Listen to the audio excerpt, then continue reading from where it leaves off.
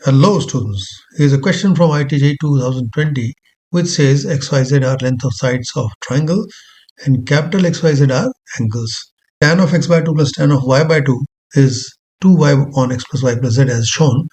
Then which of the following statements are true? That means it's a more than one correct type question. So we'll go for checking all the options. So we start from what is given to us. First of all, let us rename XYZ as ABC for convenience, so that the angles are capital A, B and C. So the given expression becomes tan A by 2 plus tan C by 2 equals 2B upon A plus B plus C. Now we can use half angle formula for tan A by 2 and tan C by 2 as shown here. And then A plus B plus C can be written as 2S. So that right hand side becomes 2B upon 2S. Now we take the LCM on the left hand side and simplify as shown here, and so that in the numerator we can take root S minus B common. Within brackets you get S minus C plus S minus A, and then in the denominator we have root of S minus A, S minus C. Now we do one more step here.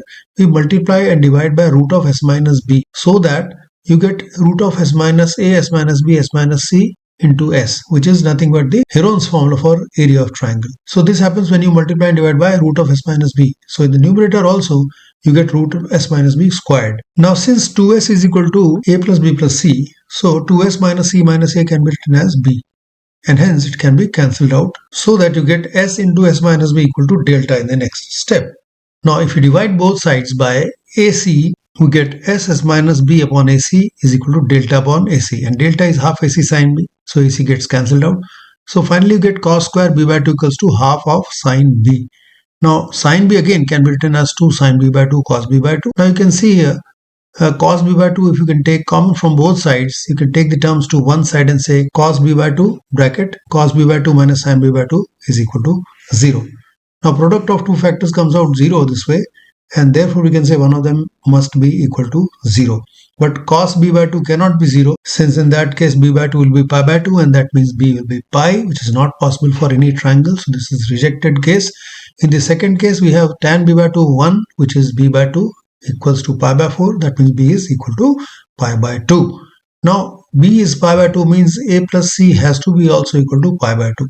So A plus C and B both are pi by 2, and hence A plus C is equal to B, or X plus Z is equal to Y. So that we can see that option B is correct, and hence option A is wrong. Let's check up option C whether it is correct or not. For that we will put the value of tan x by 2 as half angle formula.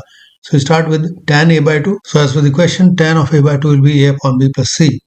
Now A and B and C, the sides can be replaced by sine rule, and we can write them as k times sine A upon k times sine B plus k times sine C, and then k is cancelled out by taking common, and then we can further write tan A by 2 is equal to 2 sine A by 2 cos A by 2 upon 2 sine B plus C by 2 into cos B minus C by 2. Now writing tan A by 2 also as sine A by 2 upon cos A by 2, we can see sine A by 2 gets cancelled out, and further on the right hand side we can see that cos A by 2 is there in the numerator, and we have sine of B plus C by 2 in the denominator. Both are equal, since B plus C by 2 is equal to 90 minus A by 2. So sine of 90 minus A by 2 means cos A by 2, and that's why it gets cancelled out from the numerator also. Now in the given expression, sine A by 2 is then there in the numerator both sides, so denominators must be equal. Hence cos A by 2 is equal to cos of B minus C by 2, which means A is equal to B minus C, and hence A plus C is equal to B. Hence the option C, which says tan x by 2 is equal to y plus z, also comes out as correct. Now for the fourth option, since B is pi by 2, it's a right triangle, so B square must be equal to A square plus C square, or in the notation of XYZ we say y square equals to x square plus z square, which means x square plus z square minus y square will be equal to 0. So if that is so we can see the option D is going to be wrong, since it says x square plus y square minus z square is equal to xz. So option D is wrong. So we have two correct answers for this question, which is B and C.